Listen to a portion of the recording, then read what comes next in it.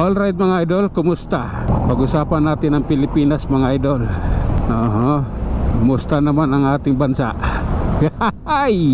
Sabi ni Auntie Claire mga idol, fake news yung dumadaming krimen sa ating bansa.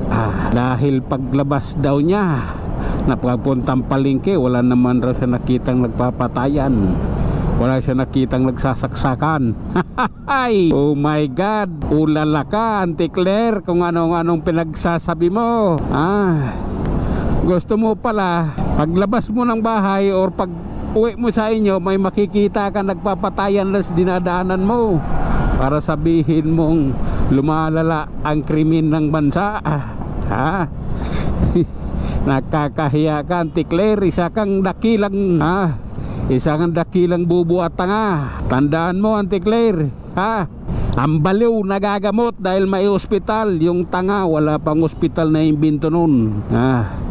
Fake news ka talaga. Kayo yung pinaggumumulan ng fake news, kung ano-anong pinagsasabi nyo. Hindi nyo kayang tanggapin na bagsak si Marcos sa ratings ng dahil sa iyo. Kayo ang dahilan Auntie Claire. Isa kayo sa dahilan kung bakit bagsak sa ratings si Marcos. Sa susunod pa, lalo pang babagsak yan.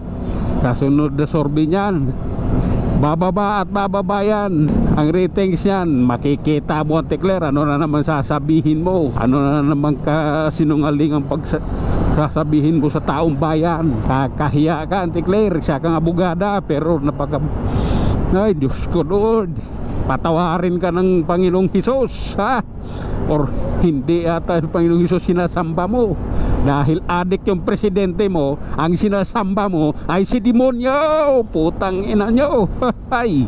Kakahiya kayo. Hiyang hiya ako sa bansang ito, mga walang hiya. Kung ano-anong pinagsasabi nyo sa tao para lang may masasabi kayo. Puro kayo paninira. Asana ang pera ng PhilHealth, hindi nyo pa rin maibabalik. Asana ang pera na inutang sa Korea? 176 billion yun, pampagawa ng tulay yun sa Iloilo. Ubos na yung pera, yung tulay hanggang ngayon tubig pa rin. Auntie Claire, ayusin mo. Ikaw ang mumulan ng fake news at ikaw ang isang dahilan kung bakit bagsak sa rating si Marcos, at ikaw rin ang dahilan kung bakit lumalakas ang PDP laban dahil ikaw ang nagpo-promote. Alam mo ba yun Auntie Claire? Kakahiya ka sa bansa. Tingnan nyo at makikita mo, kakakapanira mo sa mga Duterte ay lalong lumalakas ang Duterte at pinipilaban. Tandaan mo Auntie Claire, iba na ang panahon ngayon kaysa noong 80. Ngayon may social media na. Noong dekada 80, kinokontrol ni Marcos yung mga balita nalalabas sa TV at sa dyaryo. Ngayon may social media na Auntie Claire, hindi mo na maloloko ang taong bayan. Wala nang naniniwala sa balita ng TV station. Nasa vlogger na kumakapit ang mga tao dahil ang vlogger ang nagsabi ng katotohanan, at yan ay kinakasuhan ng NBI director dahil doon sila nakapokus sa vlogger, hindi ka nakapokus sa mga kidnapping na nagaganap sa bansa. Nakakahiya kayo Auntie Claire, mga walang hiya kayo. Oh lala, punyetang Pilipinas ito. Mayroon tayo spokesperson na nakakahiya sa bansa.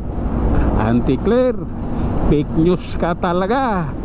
Alam mo ba Auntie Claire, ng pintahan ng Shabu ngayon ay nandyan lang sa mga gilid-gilid, at ang pinakamalupit ngayon, nagla-live pa sa cellphone sa Facebook habang humihit-hit ng Shabu. Mahiya ka Auntie Claire, ang daming nagko-content niyan, sinisinghot yung Shabu habang naka-live.